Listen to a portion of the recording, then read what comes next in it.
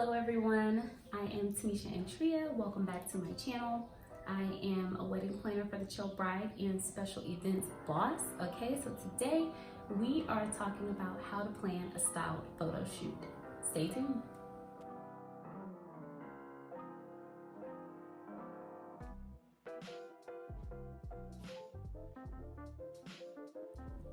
Today, I'm here to talk to you about two things. One, what is a styled photo shoot?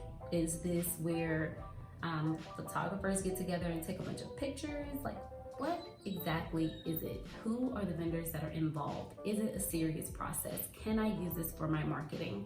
These are questions that we are going to answer. The second legitimate question is how to effectively plan a styled photo shoot. So let's jump in and get those answers. So, question number one, what is a styled photo shoot? A styled photo shoot is a collaborative effort amongst vendors whom build a shoot around a certain theme. So, there are two aspects to this event. Styled shoots can be a free or a paid event. This is dependent on the vendors and their time, but normally free opportunities are more common, or time for print opportunities if you're talking to someone else that may not like the word free per se, but time for print. It kind of shows exactly what you're doing. You are all giving time for the opportunity to get prints or content following this event. So you may collaborate with a variety of vendors, which would be your rentals, your venue owner, coordinator, florists, makeup artists, models, or a live couple if you have one. The list goes on, hairstylists, anything that you would include for a normal event, you would generally have for this styled photo shoot. A free styled photo shoot is most common, again, because vendors get images to build their portfolios following the photo shoot. The time frame for return photos can be anywhere from 1 to 6 months, given the photographer's timeline for edits. Just be mindful that unpaid opportunities don't get the same priority as paid opportunities. Think about it within your own business. You know, when you value your time, you don't have just the same urgency for free opportunities because you're living in your passion and your craft, and you have people that are willing to pay for your services. Here's some occasional construction in the background. That is the beautiful morning rise of Mexico. You get your occasional construction, roosters, dogs barking, and whatever else. But that's not what we're here to talk about today. But if you do hear that in the background, just know that we're pushing through it. We're rocking through this video and we're getting it done, okay? So what I was saying was, be mindful that unpaid opportunities don't get the same urgency as paid opportunities. So be patient with your vendors and make sure that you set expectations from the very beginning, and also communicate throughout and beyond the event. On the other hand, paid styled photo shoots give vendors a sense of security on their project. Not only has the vendor secured their spot within this project with their talent, but they've also committed financially as well to their growth. Transactions such as this should always be documented in a written agreement, aka a contract, okay? Have your contracts available and ready. That's a huge tip, and we're gonna talk about that a bit more in how to plan a styled shoot. So let's jump in and answer question number 2. Okay, so now we're gonna move into how to plan a styled photo shoot. We've been talking about it for the last few minutes, so let's talk about how you can have a notebook and pencil available for these quick 9 to 10 steps. I'm happy to provide them, so let's jump right in. Before planning a styled photo shoot, you gotta ask yourself a few questions. First, you have to determine the purpose of your photo shoot. Recently, on a project that I did, my purpose was to coordinate with my rebranding on my website. Is yours to introduce a new product or service? Is it to refresh your portfolio? Is it to practice your craft? Is it a niche that you're looking to go into? Because some people make a profession out of stylized photo shoots, and that's a thing. So if you haven't thought about it before, maybe it's something that you can consider now. Do you need practice with your vendor coordination and vendor management? Because styled shoots are great practice for live events. These are all of the reasons that I kind of brainstormed that one might do a styled photo shoot, feel free to drop some reasons that people do photo shoots in the comments. But pick yours and draw out your vision. That leads us to step number 2. So have a vision.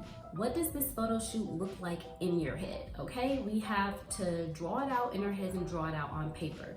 Are you on the beach? Are you in the city? Are you in a barn? Do the dirty work and get on that Pinterest board and find some inspiration. Start with the atmosphere and how you want to feel during the event, because that's primarily what you start out with your clients, what kind of feel they're trying to give for their attendees.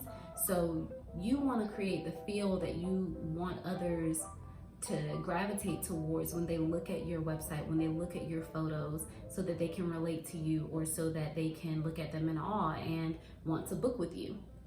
So after you've jumped on your Pinterest board, after you've created a setting that you would like to have, now you're going to create a mood board. This is the fun part for me, because I've done all of the searching and done all of the research.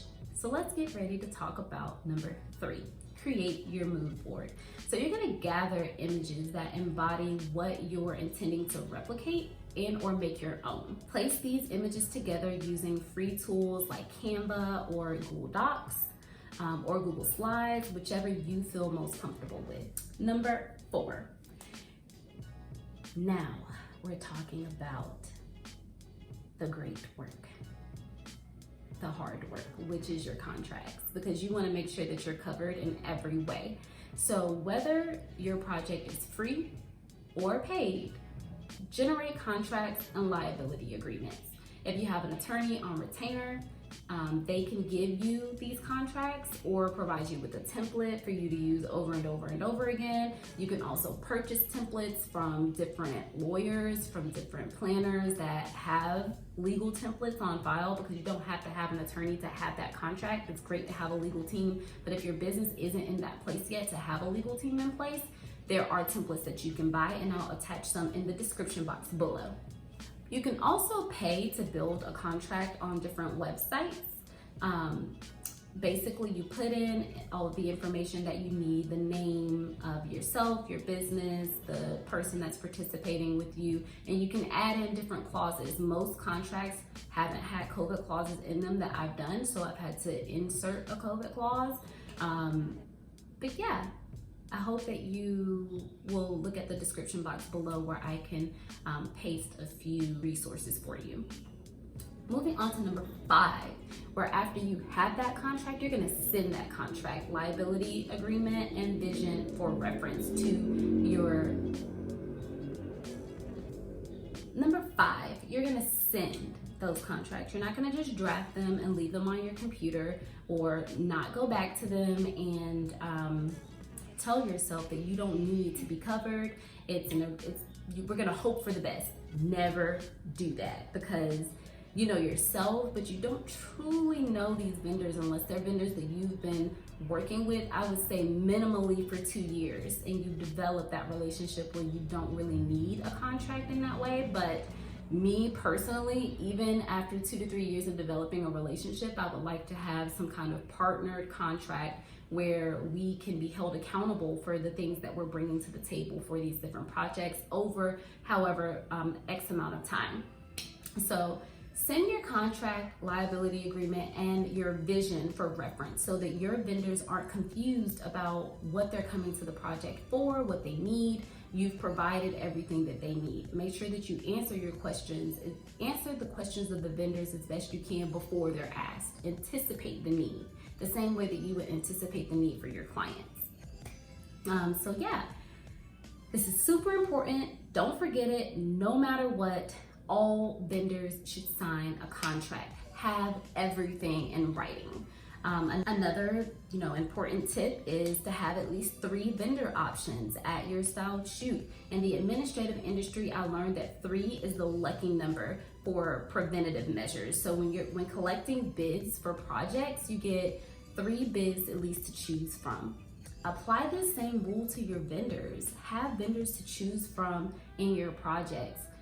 Don't just rely on one, because you never know what can happen. So again, expect the unexpected. And I promise If you apply the same rule to your vendors, you'll get more out of your style photo shoots, more content, more variety, more clarity, and most importantly, more opportunity. A proper style shoot can take anywhere from 3 to 6 weeks to plan. The biggest determining factor is the season and the scheduling wherever you are shooting at. Do yourself a favor and secure vendor contracts within 48 hours of agreeing to the project.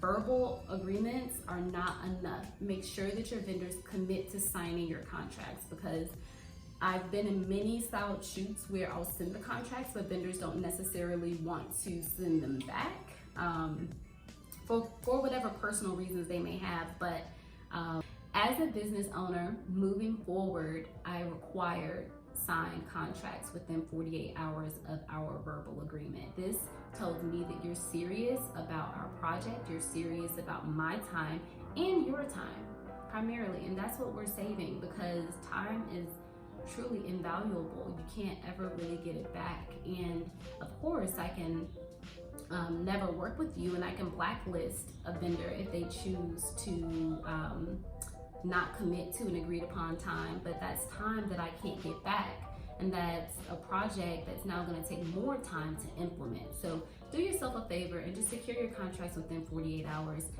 If you would like to be a bit more lax, then maybe send out your contracts at least 1 month prior to the project starting, and then send a reminder 2 weeks prior to the project. But make sure that you get those signatures back before the live day, because you want to make sure that you're protected and that everyone else is protected now, especially with COVID.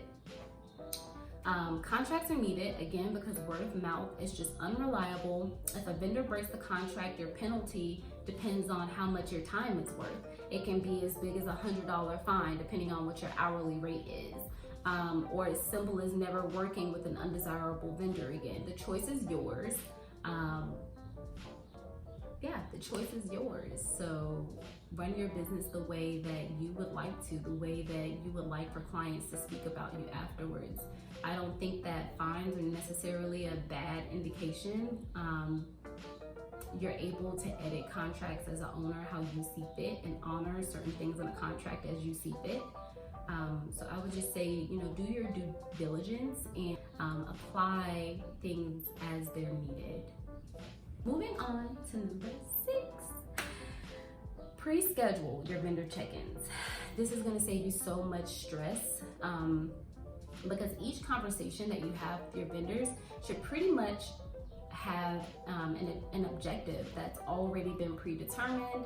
Everyone kind of knows what the meeting will be about, and if there's anything else that needs to be added, there's time to do so. So set milestones so each meeting has a purpose leading up to the grand meeting, the grand reveal, your big event. Most of my meetings in my recent project needed to be in writing for language purposes, because I am coordinating with vendors that primarily speak Spanish, and yo hablo un poco español. But I am practicing daily. My partner is very fluent in Spanish, as I mentioned in one of my previous videos. So I am learning as I talk to these vendors, and they appreciate the practice. That's besides the point, okay? Conversations are, they should be documented. So there should be some type of meetings, notes, or a shared doc where both or all parties have access to it, where everyone is pretty much on the same page and making sure that everyone is sticking to their word.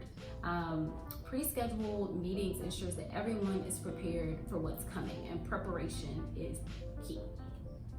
So moving on to number 7, and that's making the magic happen the day of. Pack and prepare as if this is a live event.